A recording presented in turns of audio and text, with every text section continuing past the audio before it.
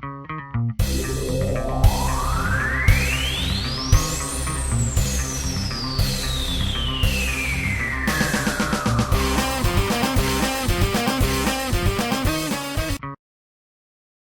everybody. Hey, everybody. We're in the car corner again. It's Meets Moss, and it's my man! Mama. My man! Oh my god. Julius. So, we just got back from watching possibly the worst Transformers movie Jesus ever. Christ, It Julius. felt more like a Purge movie. I don't get the Purge joke. I really don't. Because he produced the Purge. He produced the Purge? What? That movie makes a lot more sense now. So, like... I didn't know that. But, yeah, so... I can sum up this movie in 2 sentences. The first sentence is that this movie is the most cliche movie. This movie's the cliche sandwich of movies. Holy God. 1, 2. What's this movie good for? Absolutely nothing. Say it with me now. Not joking. There is we nothing. We saw the Teenage Mutant Ninja Turtles 2. Yeah. Oh yeah, we forgot to say that. But being real though, there is nothing amazing or good about this movie. Yeah. This movie is a pile of meh. It is one note to all hell, and it's just... It's like you'll notice the first 10 minutes, it's cliche as hell. It is the most... Like, it's not even the first... It's the whole movie is cliche and predictable. If you don't notice so it within the bad. first few minutes, or when they start talking, the first 10 minutes, you're gonna notice a whole bunch of cliches from the dialogue to the way things happen. The conflicts between the brothers. It's just the villains. The main plot line's cliche. Everything is basically just is because Michael Bay doesn't know how to make texture to his movies, and it's really unfortunate. There's a lot of generic things too. Again, the conflict with the brothers and we don't like. We need this plot line for the 1000th time. You know what I mean? like it's like people won't accept us because we look like weirdos. So X-Men syndrome in my Teenage Mutant Ninja Turtles movie. And like Thanks, guys. There's these MacGuffins that we have to get. That the bad guys gather. Okay, non-spoiler section first. Hold on, calm down, okay, alright? Like I said, it's the most cliche movie ever made, in my opinion, okay? And I've seen some bad movies, but like this movie, while I don't hate it, it's just like really boring. It's very meh. There was nothing in this movie I found amazing. There was only one middle scene in this movie I liked, and that was it. A lot of the characters are one note as hell, and unfortunately Shredder and Krang, the main bad guy, suffer from Wonder Woman syndrome, which is what me and Julius call, Hi guys, I'm still in the movie. Hi guys, still here. Hello. I'm still important and relevant. So, anything you want to add to that for non-spoilers? Because we're going to try to keep this short. Non-spoilers, but yeah, non-spoilers. There were a few things that I could say were okay, in terms, at least, setting the bar low. Yeah. And that's setting the bar low. There are a few things. Yeah. Like, say, the explosions and stuff were not as overblown as other Michael Bay movies. Of course, yeah. This isn't Transformers here, people. Don't worry. It feels a little bit restrained, in a sense. A little bit, but there are a lot of Michael Bay fingerprints. Of course. There's treatment of women. If I could tell you one thing, there is a scene in this movie where you're just like, if I took a picture, it's Michael Bay in one image. No, it's a GIF. Michael Bay. In one image. Michael Bay, treatment of women. Michael Bay, how he sees smart people. Michael Bay, how he sees the government. This is how Michael Bay sees the world. This is what this movie is. And Michael Bay, what he thinks drama is. There isn't even any drama in this movie. Not anything real. What drama is there in this movie? Explain! Apparently what Michael Bay thinks is drama and tension. What? Like, you kept this from us. Why did you? We are supposed to be brothers. Okay, save it! But yeah, there are a few things. It's a little bit more restrained. Keyword few. Few. And then there were some laughable moments, I guess. But it mostly came from the minions.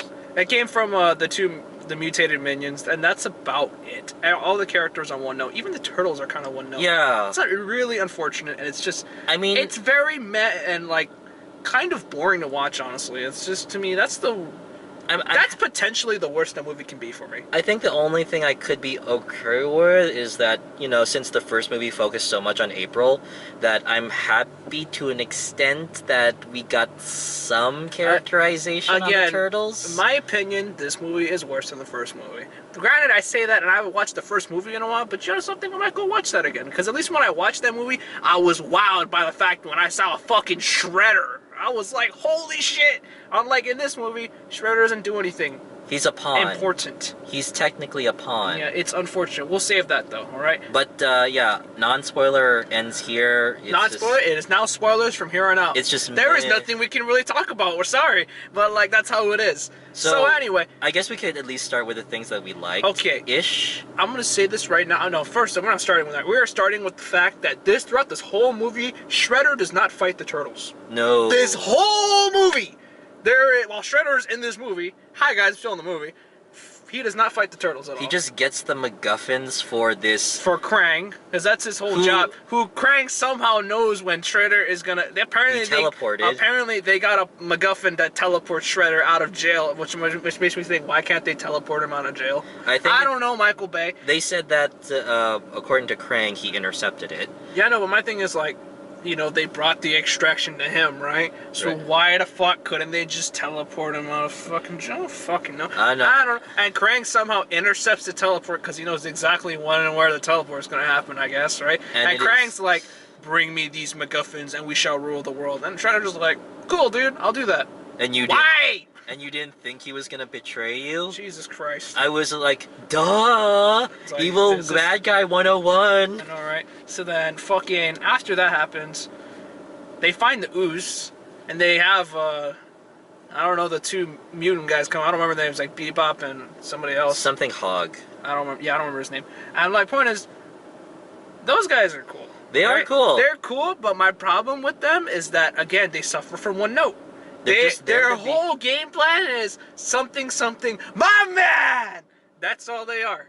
That's literally their whole character. They don't do anything other than be the lackeys. They're just to be the stupid, funny lackeys. That's it. While they're entertaining for a little bit, right? Their act gets kind of old after a while. It does. Yeah. But the one scene that we both kind of love it's when they're They have a scene that I think is like... I don't know why I like this scene so much, but it's like they're driving a tank through the rainforest, and they have the freaking song "What Is It Good For" playing in the background, and I was like, that was so good. I was just like, wow. But because it's like a mutated rhino and warthog driving a tank through the Brazilian rainforest. Yeah. So anyway, I'm back on topic though. So yeah, those guys are one note. Shredder's just, hi, I'm still in the movie. So was Krang, unfortunately. Krang apparently has a Death Star, which by the way he brings into New York. It literally looks like the Death Star. It's round. It shoots lasers. It's puzzly. I can't believe it. Really. Yeah. Okay, so the whole game plan is collect the MacGuffins, open a portal, and I'm gonna bring my gigantic, freaking cannon obliterating weapon over, and we'll kill everybody. And what did we compare this to? Julius, honestly think that this movie is a complete ripoff of the Avengers. Well, it's the Avengers on a lower budget. Like, I didn't think even worse. I didn't think it was a complete ripoff, but it really reminded me of the Avengers, and I didn't think that we would think the same thing. It was just, that's what it is. It's like, hey, I need this smart science guy. Loki needs a smart science guy. Okay, alright. Shredder has a smart science guy. Hey, we have these portal MacGuffins. We're gonna go do these things for this. Loki's doing this for the alien guy, right? And I'm gonna do this for Krang. And Shredder's doing it for Krang. And open up a portal. And we're gonna open up a portal, and we're gonna let like some other alien / other dimensional being, right, come in here, and we're gonna let him do his thing. Unlike the Avengers, though, they take on impossible odds, and it's entertaining to watch. These guys, they fight Krang for like 5 minutes, and that's about it. They take on one threat. That's it. And Krang is there for the last 5 minutes of the movie. It's really just... He's not even really there underwhelming. He is also one note, because he just plays... The disgusting, wacky bad guy. Wacky, I say. I mean, I know everybody hates the Utroms, but this is going to hate them even more. This is just not good, not gonna lie. He looks like an Utrom. Anyone who's watched the cartoon knows what that is. But... Yeah. So that's why? I mean, also the way they introduced him was just so. Let's just dump it right there. It's just they just dumped it on us. I mean, it's unfortunate. Let me see. Let's talk about other characters. Megan Fox doesn't. Megan Fox tried to do things in the movie. Not that many. Not just that many, but April. like, yeah, I guess, yeah. Just be like. Although the one scene, like, I know, yeah, this is Michael Bay, where she takes off her professional uniform. Of course, she's gonna have Megan Fox pose in some freaking. And like, I'm just gonna steal this, and then steal that, and then tie up my shirt, and like, hey, I found a cowboy. I know that was a very weird scene for me. Anyway, back on topic though. So Megan Fox says, "What do you think, Megan Fox?" Just doesn't really do much. Just there for eye candy for Michael Bay, I suppose. Anyway, so next up we got Casey Jones is in this movie, played by none other than Oliver Green. Stephen Amell. Like, wow. Throughout the entire movie, I kept making the joke and kept pissing. I know, it's just, off. But like, it's like, Oliver, what are you doing here? Where's Felicity? Just all this shit. Yeah, like, but what about Felicity? Don't get together with April. What about Felicity? I know. Or like when he said, like, I'm Casey Jones, like, the Arrow. And here's the thing, it's like, there is literally no substance to his character either. It's just like, I'm a deadbeat, I'm a cop. I'm a cop, I'm a loser, that's about it. That's all his character is. It's a generic character who feels like a loser, wants to do something great with his life. It is literally, holy crap, it is one note as hell. That's what he is. It's also another cliche among the many in this movie. And also, the comment about he can't fill a shirt. Do you see this man's build? I know. This guy is... He's even standing there in an undershirt, and you see all his muscles, and you're like, oh my, holy shit. Do not call him, like... I've seen him work out. Julius has seen him shirtless. Actually, anybody who's watched Arrow has seen him shirtless. Well, I haven't watched Arrow. There you go. Every episode, I know what this man's build looks like. Anyway, back to the movie. But yeah, there's not much because there isn't much with him either. He does some things, right? He does some things, but it's just I do like to keep the Casey Jones aesthetic. That he's a cop. He still does the whole hockey thing, which I like. I guess, but it's just. But it made more sense because he was like a street punk-ish kind of dude who tried to be a freedom fighter-ish kind of person. Yeah, but it's just there's nothing to his character I can enjoy. Nothing much aside from the Casey Jones aesthetic, which is the hockey mask, skates, and the hockey stick. Yeah. That's it. That's about it. Then there's a Falcon. Falcon's just there to be Falcon's just there to be, I want to say, not nerdy guy, but like, just there to be the jackass hogging all the glory. Like, either jackass or... No, I don't want to say jackass. More or less, he's like the idiot. He's an idiot.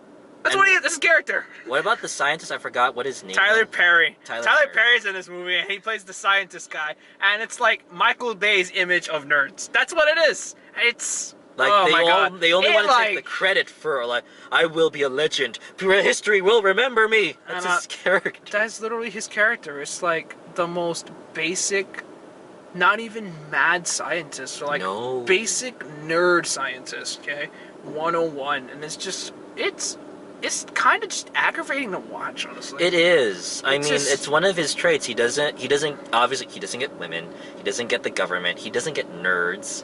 Also, nice little nerd references there. Fuck him. I never...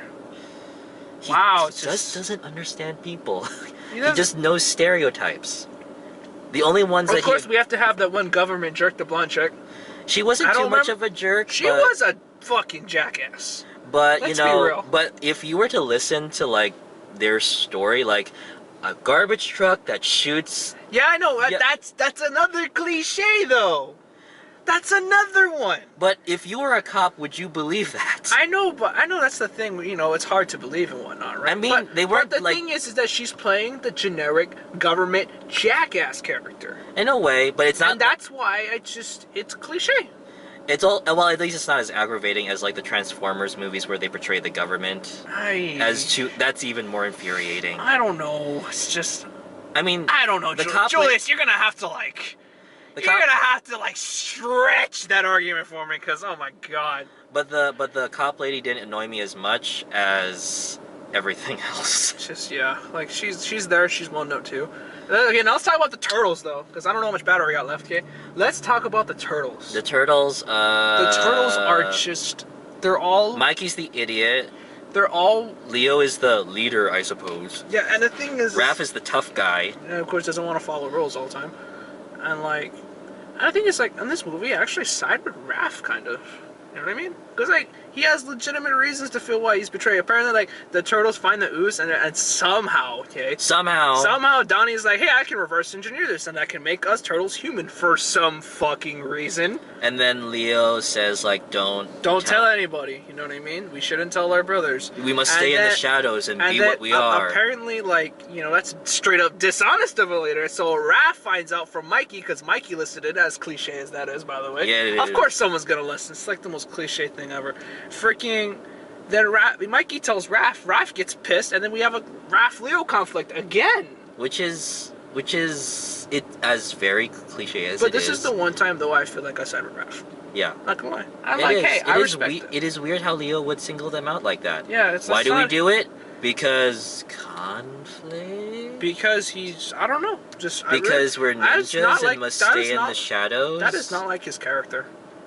Because we're ninjas, we must stay in the shadows, which is weird. For some reason, they can't go out during the day now. And I'm like, you guys went out during the day in the last movie to kick Shredder's ass, remember? That happened. It's like, you're ninjas. This is Manhattan. And, you know, there are 100 places where you can hide from... You pick up a pizza. And then what I want to know is, how the hell, if they only come out at night, why haven't the foot ninjas come out during the day? Which, by the way... The foot ninjas are absolute garbage in this movie. I mean, they can beat up cops, but they can't beat up April. They can't beat up April. They can't beat up Casey Jones. They get hit by hockey pucks all the time, despite being highly trained ninjas. Although that does happen in the cartoon sometimes. In the cartoon, at least sometimes it's a surprise attack. He is doing this in front of 4 foot ninjas, and they are sitting there and taking it. And I'm like, why? But yeah, the foot ninjas are garbage. The foot ninjas are absolute garbage. They're just the henchmen, and they're like the worst henchmen ever. And I think the one thing that pissed me off for the Shredder is that, you betrayed me. Duh. Yeah, I know, and then freezes him, like, well, goodbye. Yeah, I know, right? And after that was the end of his character. He gets frozen by Krang, and that's it. And becomes his trophy or whatever. That's it, yeah. We're never seeing you again. I know, right? For some reason, he doesn't have a fucking badass suit anymore. He's just stuck to a regular Shredder, like, as in, I could probably make this cosplay at my house, Shredder. Yeah. I know. It made me sad. So there's nothing much to this movie at all. There isn't. The dialogue is so painfully... It's painfully cliche, it's like, I will come back 1,000 times stronger. I'm like, okay, good. Or you must not have them think as one mind. But it Chinese proverb. That is a. It does sound fortune cookie. That is what's his name? Splinter. It's just Master Splinter's. Although I did have to laugh when they were trying to pass off Splinter as some sort of sewer rat and then have Casey attack him. I know, right? That was kind of dumb. See, like, this movie has moments where it's decent. At least funny. At least somewhat funny, yeah. But like a whole lot of this movie is it's painfully cliche. It's not a good film at all. No, it really is not. It's not worth. I'm very sure that there are going to be people that are going to be like, you can't give it a chance. It's just supposed to be stupid fun. Stupid fun isn't supposed to hurt. Here's the thing. If it's stupid, I don't get stupid fun out of this movie. I really don't. It's like, if I could name movies that are stupid fun, like movies that I can watch and say are stupid fun. Yeah. Deadpool, exactly. Deadpool is one of them, right? And plus, Deadpool makes fun of itself a lot. You know what I mean? And I can get behind that. Another movie that's kind of like there's some serious aspects to it, obviously, right? But it's not trying. Not this movie, but like Rush Hour. Rush Hour is awesome fun. You know what I mean? But it also it has serious moments because of how Jackie Chan is his character. Yeah. Is Lee. But like other than that, though, Chris Rock and Jackie Chan make such a good pair. It's awesome to watch. It's great fun. Here though, it's stupid. It's like it's Shredder, you need to hire better employees. Here it's just cliche. It's boring. It's very mad. The action scenes, even like the end one, are just oh god, like They don't last long, but they're not amazing either. They're really not. Nothing in this movie is amazing. Nothing in this movie made me go, holy shit, like, that was awesome. No, there was... I mean, there are Michael Bay explosions, but they're a bit more restrained this time. I don't know, which is just... at least an improvement. I get... if you want to call that an improvement, but it's hardly anything, because it's just, this movie is just... Yeah. It's not worth. No, I mean, on Michael Bay's part, you know... be more restrained on the explosions. But of course, we're still good on 2%. Okay, good. We got 19 minutes. All right, good. So like, start wrapping up in case. Yeah. So like, yeah. So there's not a lot to this movie. If you're just gonna watch it because it looks kind of. Because it looks okay, then honestly don't. The CGI isn't. The CGI is a little bit better than the last movie. Not really by much, because there's a lot more of it. It's just, again, this movie just, it isn't worth the watch in my opinion. It's just a pile of meh. Characters. It's not even popcorn fodder. Yeah, the characters are all one note, including the turtles. Okay, like they all stick to their trait, and that's it. You know what I mean? Just their one note. Everybody's a one-trick pony. Everyone's a one-trick pony. They obviously have to have some kind of conflict within the group, right? Conflict. I know, because we have to have another. The turtles need to learn how to fight as a team story again for the 1000th time. You know what I mean? We get it that there's disagreements, but it's just like when you use the same plot line over and over again, it's just not. And a very noticeable plot line: the Avengers, Portal MacGuffin, main villain, evil invasion, portal in the sky. When we all, it's a portal in the sky. When you and me saw Avengers, we were just like, oh yeah, this movie does not know what the fuck it's doing. It's just like I couldn't. Portal in the sky. I couldn't believe it. If it was a circle, okay, I would call bullshit, but okay, you got away with it with just being a little tear, like... Hardly got away with it. It's the same thing. Exactly. It's the same movie. Pretty much. Except Shredder's not mind-controlling people. There's no Loki character that I love, and like everything is cliche and one note. It's like if Captain America on every scene walked in and just said freedom. Pretty much. Yeah, pretty much. Exactly.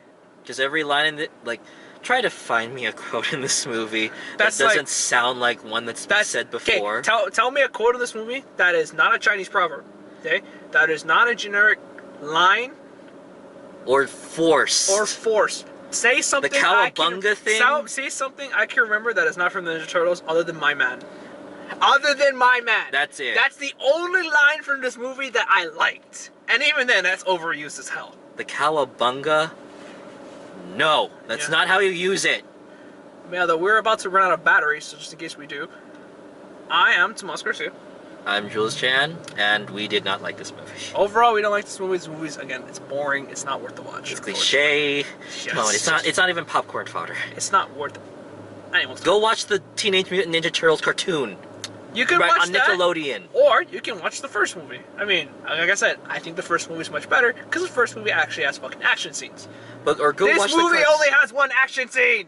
If you want actually something in depth and something fruitful, but still have the Teenage Mutant Ninja, watch the cartoons. Just go watch the cartoons. The TMNT CGI movie's probably better than this. Ooh, shots fired! Damn! I'd agree with that. Shots fired. My man! Alright, we'll see you guys later. Yeah. So, Patreon plug-in. Please follow me on Twitter, Facebook. I'm on Facebook at Tomas Ray, so feel free to add me. Yeah, please comment, like, subscribe, and I will see you later. Yep, see ya. Bye.